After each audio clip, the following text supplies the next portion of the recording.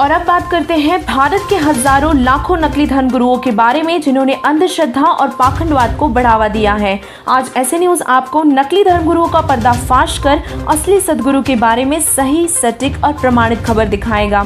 ऐसी न्यूज की टीम ने सभी धर्म के पवित्र धर्म ग्रंथों के आधार पर नकली धर्मगुरुओं की अंधश्रद्धा से भरी व्यर्थ की क्रियाओं के बारे में गहराई से रिसर्च की कि आखिर इनके द्वारा बताई गई भक्ति साधना शास्त्रों के अनुसार है भी या नहीं। यह धर्मगुरुओं द्वारा चलाए गए पंथ कब, कैसे और कहां से शुरू हुए तथा इसमें जुड़ने से अनुयायियों को कोई लाभ भी संभव है या नहीं। और अंत में बारीकी से अध्ययन करने पर हमारे सामने सच्चाई आई कि विश्व भर के लगभग सभी धर्मगुरु केवल अंधविश्वास और पाखंडवाद को ही बढ़ावा देते हैं। वे परमात्मा को निराकार बताते हैं तथा बताते हैं कि पाप कर्मदंड भोगने से ही समाप्त होता है तथा नकली धर्मगुरु ब्रह्मा, विष्णु और महेश को अजर अमर बताते हैं और बताते हैं कि इनके कोई माता पिता भी नहीं है तथा मूर्ति पूजा, व्रत, उपवास, हठयोग, मेडिटेशन, श्राद्ध क्रिया, पिंडदान, तीर्थ तर्पण आदि आदि क्रियाएं करवाते हैं। इन सभी क्रियाओं को वेद और गीता में अविद्या यानी कि व्यर्थ कहा गया है और ये क्रियाएं शास्त्रों के अनुकूल नहीं होने से इससे भगवान की प्राप्ति भी संभव नहीं है।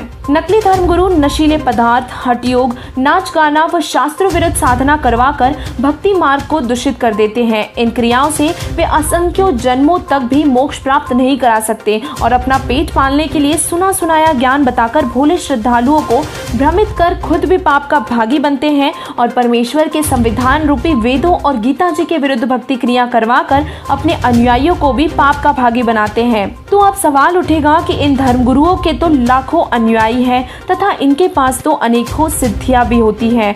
तो ऐसे न्यूज ने इसका जवाब ढूंढने के लिए जगत गुरु तत्वदर्शी संत रामपाल जी महाराज जी के मंगल प्रवचनों को सुना, जिससे पता चला कि शास्त्रों में सिद्धियों को एक मामूली जादूगर के खेल के समान बताया गया है। इससे मोक्ष संभव नहीं। संत रामपाल जी महाराज जी ने बताया है कि नाम से मोक्ष होगा। जो पूर्ण गुरु से सच्चा नाम, सतनाम और सार नाम प्राप्त कर लेगा, मोक्ष उसी का होगा। और यही प्रमाण पवित्र गीता जी के अध्याय नंबर 17 के श्लोक नंबर 23 और अध्याय नंबर 15 के श्लोक नंबर 1 से 4 में भी कहा गया है। ऐसे न्यूज की स्पेशल रिपोर्ट में ये पाया गया है कि व्रत, उपवास, श्राद्ध क्रिया, तीर्थ तर्पण, मूर्ति पूजा, मंदिर में शिवलिंग, शालिंग पूजा आदि क्रियाएं नकली धर्मगुरुओं की रोजी रोटी का एकमात्र साधन है। इन सभी क्रियाओं का शास्त्र विरुद्ध होने से कोई लाभ भी संभव नहीं है।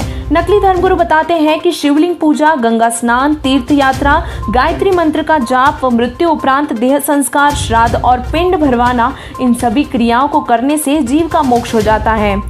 यही नहीं बल्कि नकली धर्मगुरु ये भी बताते हैं कि ओम नमः शिवाय, हरे राम, हरे कृष्ण, राधे राधे, सीताराम आदि आदि नामों के जपने से भी मोक्ष हो जाएगा, जबकि यह मंत्र वेद और गीता के विरुद्ध होने से इसका कोई भी लाभ संभव नहीं है।